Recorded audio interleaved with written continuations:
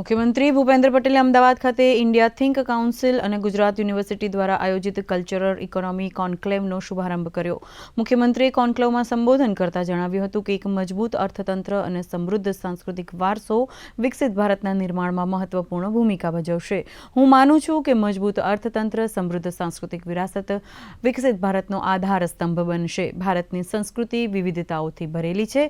ઘણી ભાષાઓ, બોલીઓ, જીવનશૈલી, ખોરાક, વસ્ત્રો, તહેવારો અને ધર્મનો સંગમ એ ભારતની અનન્ય સંસ્કૃતિ છે।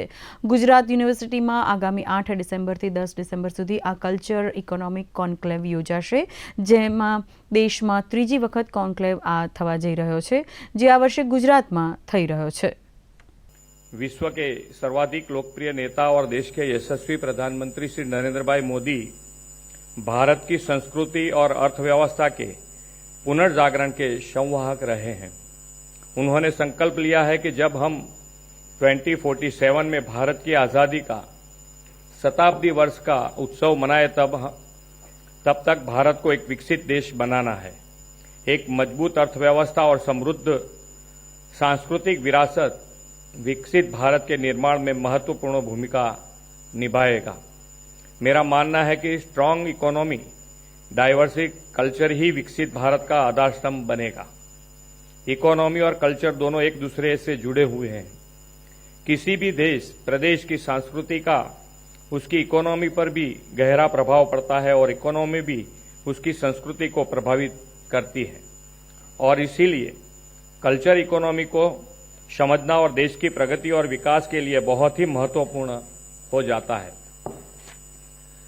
गुजरात की संस्कृति विरासत गरबा को 2 दिन पहले ही यूनेस्को ने अमृत विरासत घोषित किया है। प्रधानमंत्री जी अब देश के कल्चर एस्पेक्ट पर फोकस कर पिलग्रिमेज टूरिज्म को बढ़ावा देने का प्रयास कर रहे हैं। इसकी भारतीय अर्थव्यवस्था में एक नया आयाम जुड़ा है।